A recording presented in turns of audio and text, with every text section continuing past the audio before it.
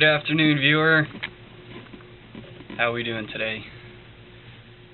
Today we're going over section 7, and today I'm going to read you this chapter on our stability ball. I know I mentioned the stability ball in another chapter. It was one I bought for my mom for here instead of at work, and today we have the 55 centimeter that we're using to sit on, and I honestly think it's perfect size for this. So with all that out of the way, let's go ahead, let's get started.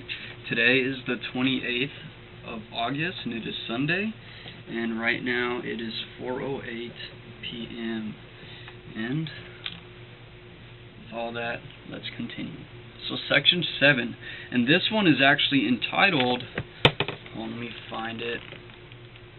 I know, right? You start the video and you're not even prepared, or you're not even ready.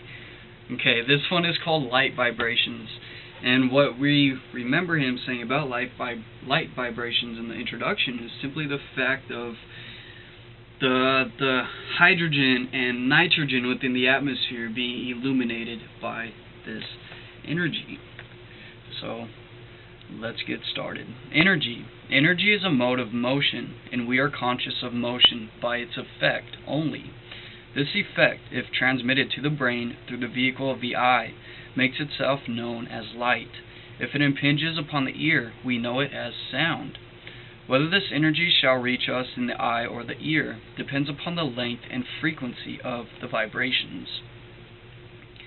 So basically saying the only difference between seeing it and hearing it is simply the different type of wavelength of which it is on, okay? Radio waves vibrate from 10,000 to 300,000 times a second. Heat and light waves much faster. Radio waves are therefore extremely long. Heat waves shorter and light waves still shorter. The length of a wave depends upon, so, for example, here's radio waves, here's heat waves, and here's light waves. The length of a wave depends upon its frequency, that is, the number of waves which pass a given point in 1 second. We may compare electrical or radio waves to the bass note of a musical scale, and as we go up the scale, the waves become shorter and shorter and the frequency higher and higher until they produce the sensations of heat. If the frequency is increased, visible light waves will appear. As the frequency is increased, the sensation of light is finally lost. Here we contact the ultraviolet or X-rays. As it still further increases, we no longer are conscious of the vibrations, but know them only by their effects only. When the frequency is more than 38,000 vibrations per second, the ear cannot recognize sound. When 400 billion vibrations, that's 400,000,000,000,000, I believe that's billion. And then if there were 3 more zeros, that would be up to a trillion. Vibrations have been reached, we perceive, when 400 billion vibrations have been reached, we perceive the sensations of light. And as the vibrations gradually increase, the eye perceives one color after another, until violet is reached with its 75 trillion vibrations a second. Okay.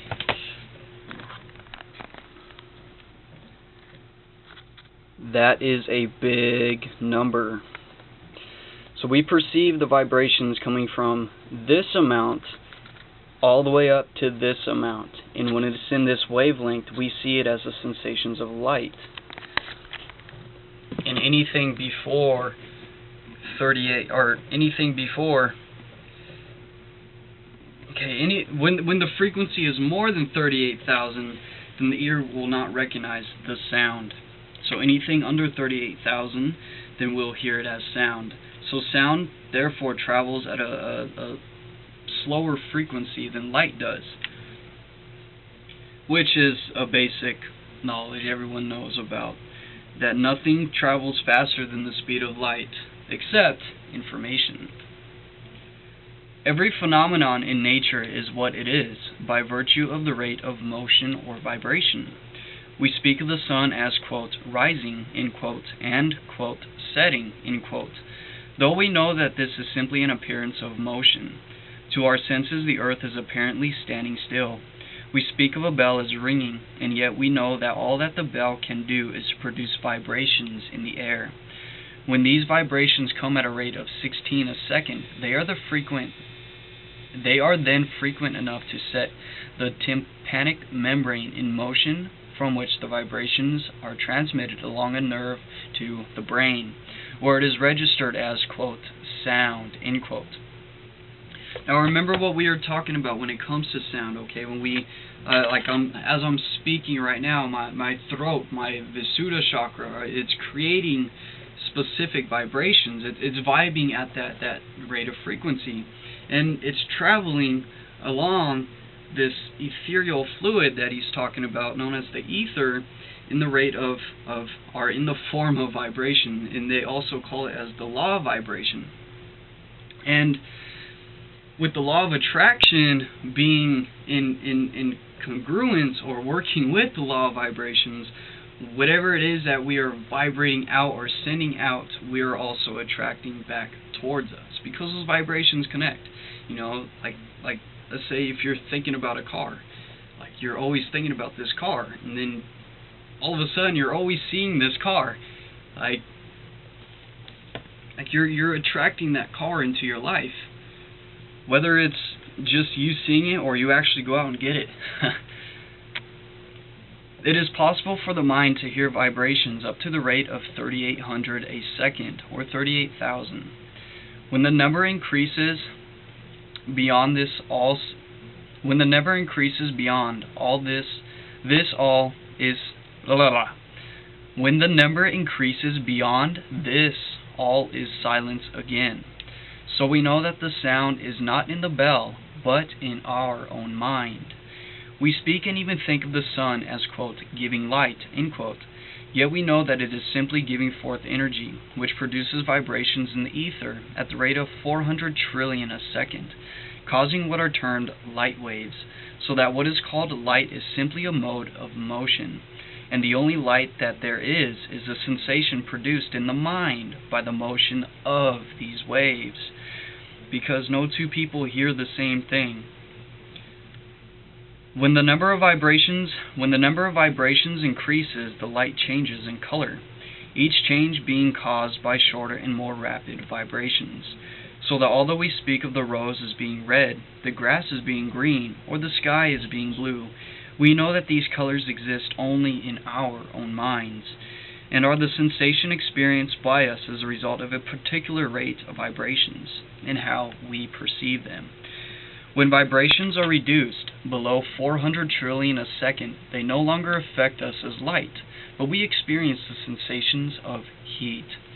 Scientific observations have shown that the Earth's temperature declines 1 degree at a height of 100 feet above the Earth's surface, and that there is a difference in temperature corresponding to each 100 feet, and it has been assumed that beyond a certain radius from the Earth's surface, beyond its atmosphere, dense darkness with corresponding density of cold reigns supreme. So it is because it is the heat which keeps all of us alive, because if it wasn't for this heat, everything would just be frozen and dead, just like us. You know, as spiritual beings, we are the lights of the world. You know, it is our minds. Our mind is the light that gives rise to things in this world. Because he's saying matter is like, for example, okay, this is something a little bit different than what we're talking about, but it's also kind of the same. Okay, let's say for example this live rock. Okay, it's made from the same energy as we are. It's manifested from the same substance of this universe, but this thing is made of inorganic material. It's dead, it's fixed, and it's not going to change.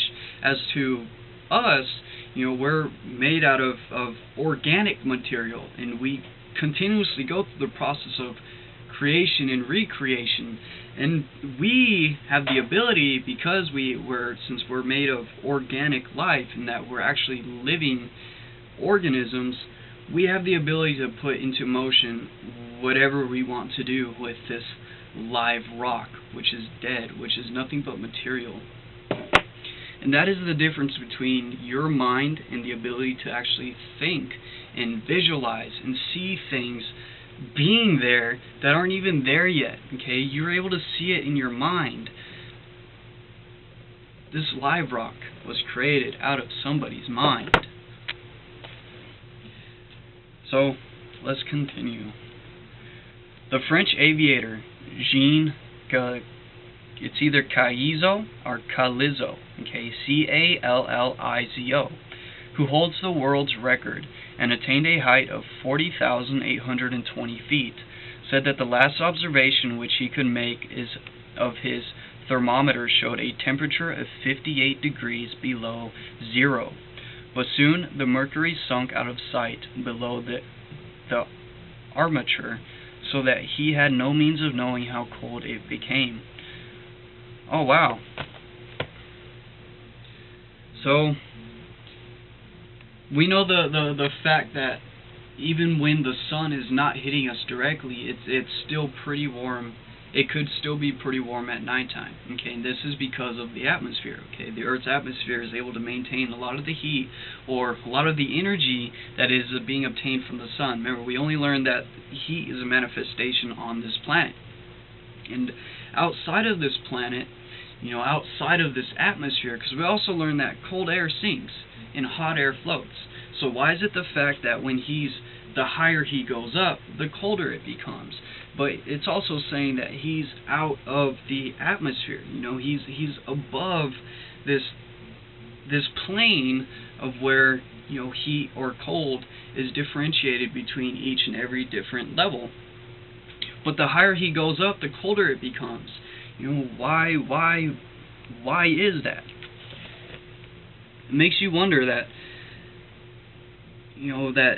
that's actually a good example of how he is manifested on this planet and not outside of the planet, because they sure enough, there's lots of planets out there that don't have life on Earth like we do, and they're either extremely hot from how close they are to the sun and how much influence they have from all of this energy, or they're either extremely cold by how far they are away from the sun. It's very similar to how it is here. The closer you are to Earth or the farther you are from Earth. The source of the life in this how you say it, this planet, this ball of water. But soon the mercury sunk out of sight below the armature, so that he had no means of knowing how cold it became, notwithstanding the fact that he wore 4 pairs of gloves, paper, silk, wool, and leather. His fingers became numb. If the sun gave light and heat, as many suppose, all space would be flooded with light. There would be no night, because the entire orbit in which the Earth moves would be filled with light. No star would be visible, because the stars are not visible in the light. The sun is 93 million miles away from the Earth. It is a great dynamo, 866,000 miles in diameter. It sends electromagnetic currents throughout all solar space, which is something like 6 billion miles from end to end. It turns on its axis like the planets, and is but one of thousands of similar systems of suns and planets, many of them much greater in extent, all of them moving forward in space, and all revolving around one common center. It is clear then that instead of giving light and heat, the sun gives forth electrical energy only. This energy contacts from the atmosphere, or with the atmosphere of the Earth in the form of rays. As the Earth is revolving at the credible speed of more than 1,000 miles an hour at its circumference, which is the very center of the Earth. Remember how we were talking about matter in motion and ether under strain? That ether under strain puts matter in motion, and matter in motion in turn puts ether under strain. And matter in motion being kinetic energy, and ether under strain being potential energy. And with the The result of heat is the result of matter in motion acting on the ether under strain, because it is causing all that friction within the atmosphere, within the ether. It is clear then that instead of giving, okay, we read that part. As the Earth is revolving at the incredible speed of more than 1,000 miles an hour at its circumference, the atmosphere coming in contact with the electric rays of the sun becomes incandescent, causing the sensations of light and heat. As the Earth revolves at a constantly decreasing speed as we reach the poles, the friction becomes less and less, and so that we find less light and less heat as the poles are reached, until at the poles there is little light and no heat. What we know as light, therefore, appears only in the atmosphere, and not outside of it, and in that part of the atmosphere only which is turned towards the sun. As we ascend from the Earth, the atmosphere becomes more rare, and there is consequently less friction, and therefore less light and less heat. So there it is. We found our answer. The reason why, as we move closer or farther and farther from the surface of the Earth, there's less friction, okay, in the ether, which is what's causing not so much heat, which is why this guy was in negative 58 degrees Fahrenheit. That's really, really cold. As the direct rays from the electrical energy from the sun reach only that part of the Earth which is turned towards the sun, light appears on that side only. The other side of the Earth being turned away from the sun, there is no friction and consequently no light. But as the Earth turns upon its axis, the atmosphere gradually comes into contact with the electrical rays from the sun, and light appears. The more direct the rays are which strike the Earth, the stronger the friction, the brighter the light, and the greater the heat. This solar phenomenon we call morning, noon, and night. A man sees because of the activity of the optic nerve, by which light vibrations are communicated to the sensorium, where they produce the images of things. This sensorium is a corresponding center in the brain, which is energized by a force connected with the luminiferous ether. Hence the act of seeing is identical with the making of the image of the thing seen. In fact, what we see is the image and not the object. What we see is the image of the things, because it is in our mind in which we actually see the thing and not the object itself. We could actually use that as a connection as to why a lot of people, as they say that the material world is nothing but an illusion, a cover-up, a mask, that, the beings, all these souls, spirits, these consciousness, all these, the body expresses what is going on within the mind. That is why they say that matter is nothing but an illusion, because the mind is in control of matter. Matter is only the conception, the creation, the projection. Matter is only the projection of what is going on in here, your world within, your kingdom of heaven. A reflex is an involuntary act. When light, which is radiant energy, strikes the eye, the pupil contracts. These animal reflexes exceed in sensitivity an apparatus yet devised by man. Oh man. Yeah, I know. I say this every video too, but yeah, every single video. The retina of the eye is 3,000 times more sensitive than a photographic plate. The sense of smell surpasses in fineness the most impressionable scientific instruments. The lungs antedate the bellows, the heart, the pump, the hand, the lever, and the eye, the photographic camera. Basically mean it is the lungs that gives sensations too, the heart, the pump, the hands, the lever, and the eye, the photographic camera, because it is the lungs which holds the oxygen, the air, and it is the air that is the most important for us to have. We could survive longer without water than we could without air. At least oxygen, anyway. Telephonic and telegraphic apparatus duplicate mimetically that which mimics what has always been done by the nervous system, and always by aid of the same energy. Scientists make use of the word ether in speaking of the substance, quote, in which we live and move and have our being, end quote, or solar fluid, which is omnipresent, which interpenetrates everything, and which is the source of all activity, the universal mind. They use the word ether because ether implies something which can be measured, and so far as the materialistic school of science is concerned, nothing which cannot be measured does not exist. But who can measure an electron? And yet the electron is the basis for all material existence, so far as we know at present. A number of electrons equals to 25 million times the population of the Earth must be present in the test tube for a chemist to detect them in a chemical trace. No way. Let me read that one again so we could actually do our best to wrap around what that sentence just said. A number of electrons equal to 25 million times the population of the Earth. And there's like 6, 7, maybe close to 8 billion people on this planet now. So 25 million times 8 billion must be present.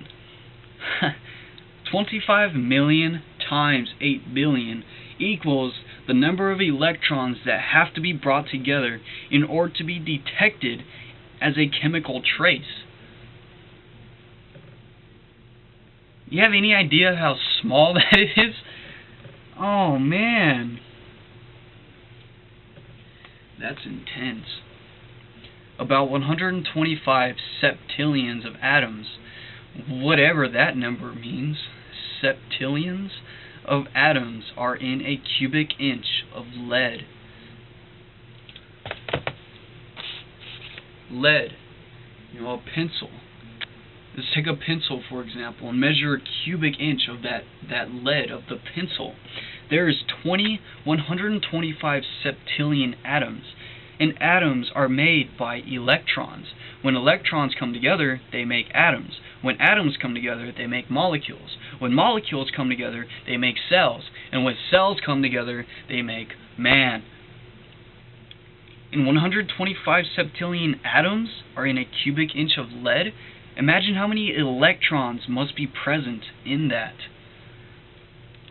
We cannot, and we cannot come anywhere near even seeing an atom through a microscope. Wow. Yet the atom is as large as our solar system compared to the electrons of which it is composed. And there is one thing I really would like to add to that. It is by Thoth the Atlantean. I know I mentioned him a few times in my other videos, and I know I said that we're actually going to read the Emerald Tablets of what they have found him to have been left behind. A little bit more about him at this time. He was the great builder of the Pyramid of Giza, and the builder of all probably all the other pyramids as well. I wouldn't doubt it. And he did it with the power of gravity, the power of magnetism to overcome gravity. Magnets. He lifted up these, however heavy these stones are. There is no way somebody is able to build that pyramid so precise to withstand over all this time to still be in existence today, that no tornado could wipe it out, no hurricane could wipe it out, no hurricane, nothing could take down this pyramid. And this pyramid was built so precise, and these stones are so heavy, and it is built by this guy, you can't even call him a man, this soul, this spirit, this being that was just so evolved, in life. And he says that all space is filled with worlds within worlds. You know, like, how true and true could that be, since we're made of trillions of atoms, you know, which are in turn get together, make molecules, which in turn to make cells, which in turn to make us. All that is worlds within worlds, you know, because within us we have tons of cells. Within the cells there's tons of molecules. Within the molecules there are tons of atoms. And within the atoms there are tons of electrons. All space is filled with worlds within worlds, taught the Atlantean. Yet the atom is as large as our solar system compared to the electrons of which it is composed. All atoms are alike in having one positive central sun of energy, around which one or more negative charges of energy revolve. The diameter of an electron is in the diameter of the atom, and as the diameter of our Earth is to the diameter of the orbit in which it moves around the sun. Basically saying so here's the atom, and here's the electron, okay? And compared to these two, here's Earth, and here's the sun, okay?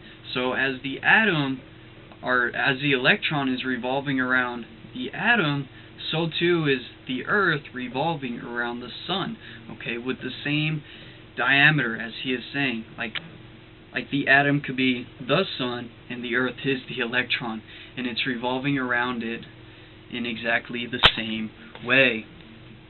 More specifically, it has been determined that an electron is 1/18,000th of the mass of a hydrogen atom. And that is extremely, extremely light. Let me take a look.